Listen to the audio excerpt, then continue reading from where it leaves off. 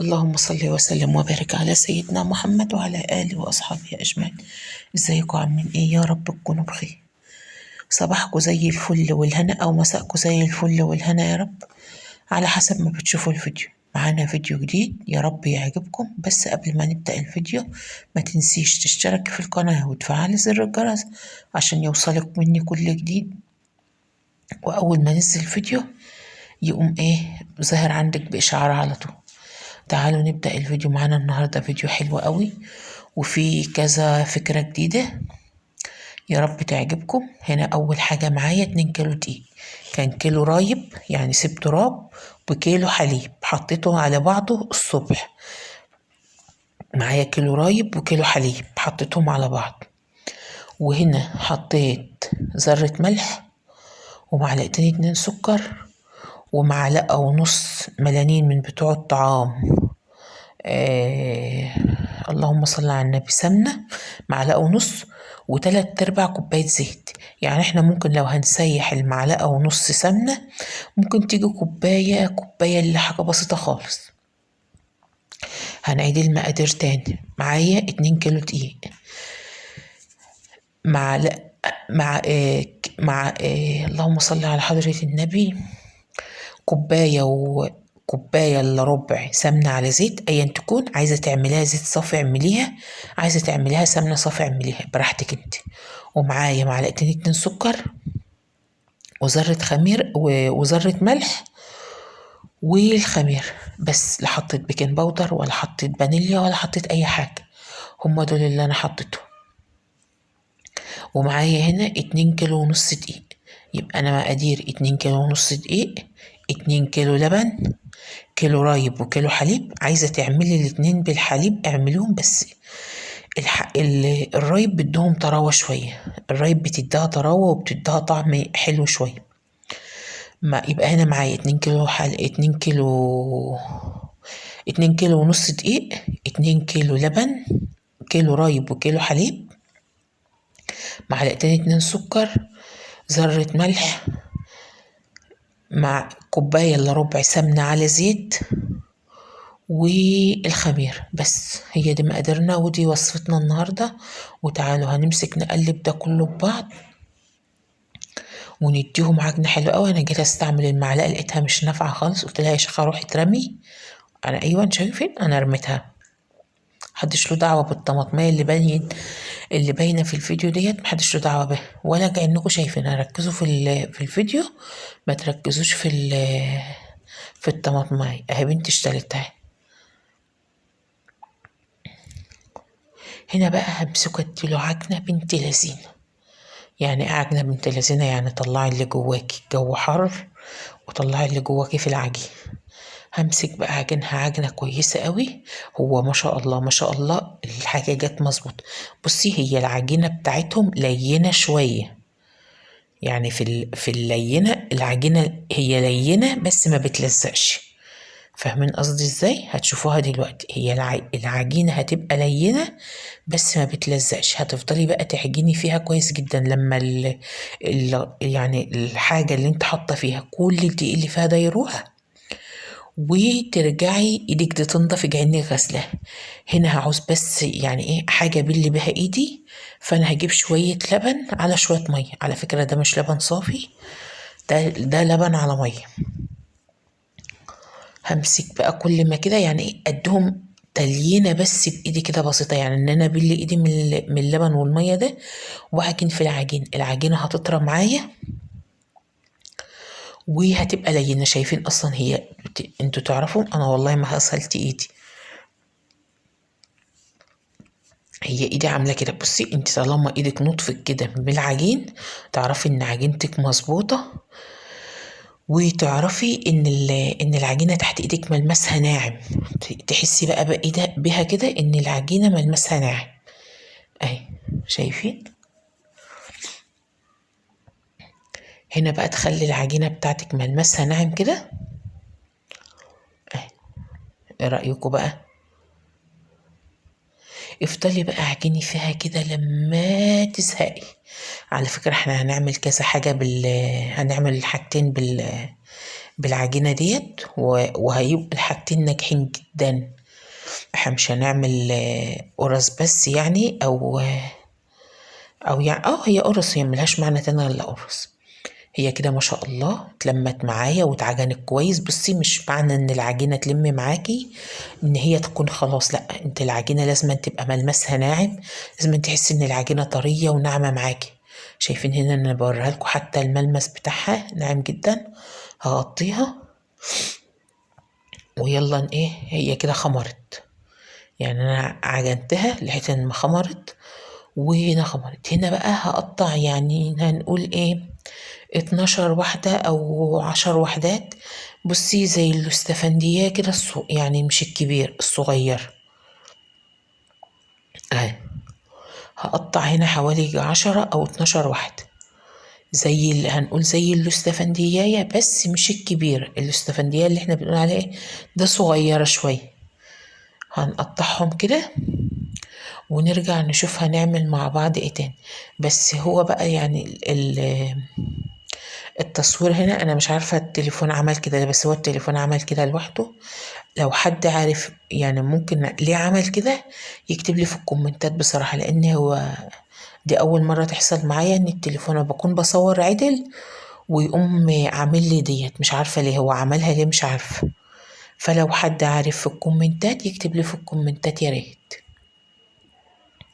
انا كده قطعتهم اهوت. هرجع اقطع بقية العجينة صغير، انا مش هعمل العجينة كلها كده يعني.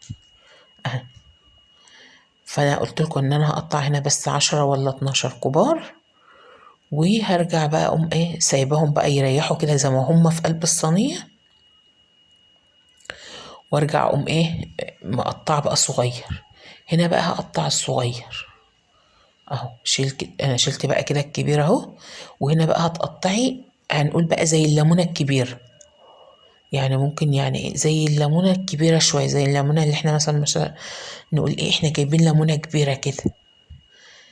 هنقطع برضو بس هنقطع بقى كل الكمية دي معانا، مش هنقطع مثلا حاجة ونسيب حاجة، لا، احنا هنقطع بقى كل الكمية اللي معانا ديت، اللي هي التقطيعة الايه اللي انا بقول لكم عليها، الليمونة اللي هي الايه الكبيرة شوية اهي. همسك بقى اقطعها كلها. على فكرة الحاجات دي ما بتاخدش وقت، ما بتاخدش مجهود ولا حاجة زي ما الناس بتفضل تقول ده هتاخد مني مجهود، ده هتتعبني، ده لا، ما بتاخدش اي حاجة خالص، بل بالعكس بتملي بيتك خير. ولو حتى هتعوزي يعني يعني انت ممكن تعملي دولت يقضوكي ما شاء الله فترة طويلة ليكي ولعيالك. اعملي الحاجة وجربي ان شاء الله، حتى جربي في نص كيلو دقيق بس. انتوا شايفين يعني نص كيلو دقيق بس هيملى لك البيت خير، على بال لو لسه مبتدئة او لسه ما انتش عارفة بتعمليها ازاي. جربي. والمقادير مثلا اللي انا عاملاها على 2 كيلو ونص دقيق، شوفوا النص كيلو واعملي على قده وهيبقى مظبوطين معاكي. هنا بقى انا كنت بططت التانيين دول زي ما انتوا شفتوهم وركنتهم في الصينيه زي ما هم، ما عملتش حاجه. هنا عشان العجينه بتاعتي لينه شويه، انا عارفه ان العجينه بتاعتي لينه شويه، ففي المكنه بتلم. لا، انا مش عايزاها تلم، فبشعر لها اللي هي نطره الدقيق الصغيره دي، ذره الدقيق. شايفين اللي انا بحطها دي ممكن تلين معايا العجينة، ما تخليهاش تلم معايا في المكان. همسك بقى ابطط دول كلهم. اختي ربنا يديها الصحة يا رب ويبارك لي فيها واديها الصحة، كانت بتعملهم معايا، هي اللي كانت بتبطط، اللي ايدها باينة معايا في الفيديو دي اختي. او فانا قاعدة على المكنة بعمل وهي ايه بتبطط له، برضو بنساعد بعض.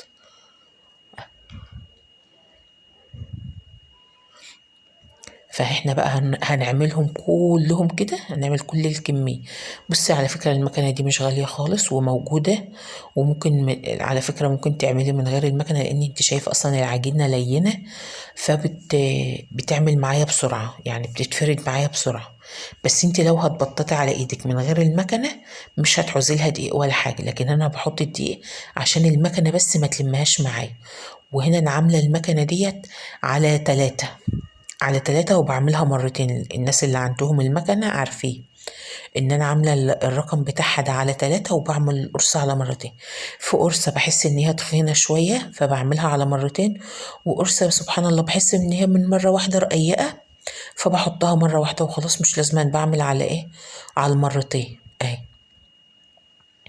هفضل بقى اعمل كده لحد ما اخلص كل الكميه اللي معايا دي اهي. مره بعملها كده ومره تبع ما بحس، يعني بحس القرصه تحت ايدي دي بشيلها وبقوم رايحة عاملاها كده بلاقيها مثلا تخينة، بعملها مرتين عشان تبقى رقيقة كده وحلوة وما تبقاش، يعني لو باتت طبعا احنا مش هناكل الكمية دي كلها في يوم واحد، فعشان لو باتت منك ما تبوشي خليها يعني ايه وسط، لا هي تخينة ولا هي رقيقة، بحيث حتى لو حطيتي منها شوية في الفريزر يقعدوا معاكي يعني يبقوا طعمين وحلوين.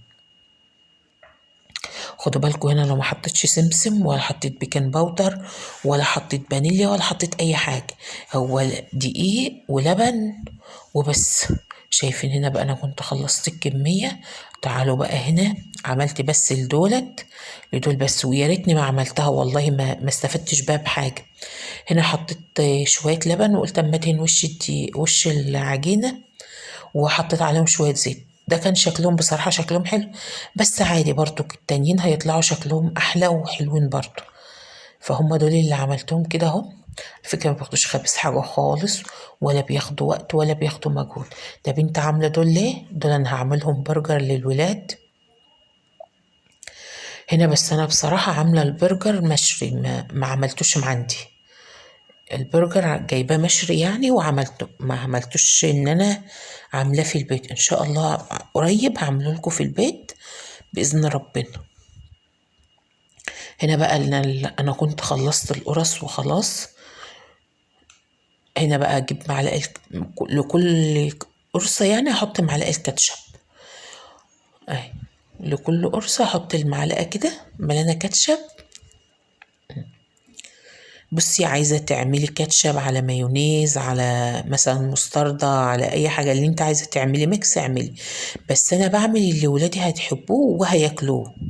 انت بقى لو ولادك مثلا بتحب الأطعمة التانية وممكن تعملي ميكس وياكلوه عادي اعملي مفيش مشكلة، لكن كل واحد بيعمل اللي هو على حسب مثلا ايه ولادي هتاكله او انت ولادك هتاكلوا. يعني ممكن لو عملت مثلا ليكي الكاتشب بس ولادك مش هترضى تاكل، لا اعملي اللي انت عايزاه. هنا دي كنت جبنه سايحه عايزه احطها، هرجع احطها بس قلت اما احط البرجر الاول. في شيء حطيت عليه جبنه موتزاريلا وفي شيء ما حطيتش. بصراحه ما لقيتش الجبنه اللي هي القطعه اللي بتتحط على البرجر ديت، ما لقيتهاش عندنا خالص، فقلت امشي نفسي بجبنه من اللي هي اللهم صل على حضرة النبي. جبنة اسمها ايه، موتزاريلا. وهنا حطيت الجبنة اللي هي السايحة الصفرة ديت، بس انا حطيتها يعني على البرجر فالبرجر سخن فهتسيحها اكتر اهي. هحط برضو كل واحد كذا واحدة كده. بس هنا ما حطيتش بصل بصراحة، مكانش عندي خس، فعملت على اللي موجود عندي وبسطت ولادي وخلاص. اللي كان عندي عملت بيه، ما يعني متهيألي ما عادش خص، ما فيش كابوتشي دلوقتي قد كده، فعملت على اللي موجود وكلوه بألف هنا وصحة يا رب وكانوا مبسوطين بيه. وبسطتهم بحاجة بسيطة وسهلة من بيتك وعملتي وخلصتي اهو. شايفين هنا بقى انا كنت خلصته كده بجمعه على بعض اهو. لو عندك بتحب البصل حطي، لو كنت لقيت كابوتشي او خس كنت جبته وحطيت، بس ما لقيتش، ما عادش اصلا خس متهيألي. وده كان الفيديو بتاعنا النهاردة، يا رب يعجبكم. تنسيش بقى تشتركي في القناة وتفعلي زر الجرس عشان يوصلك كل جديد. وكده بقى اشوفكم في فيديو جديد ومع السلامة. اشوفكم في فيديو جديد ان شاء الله، يا رب يكون الفيديو عجبكم. هنا بقى دي بطاطس وده كاتشب وده مايونيز.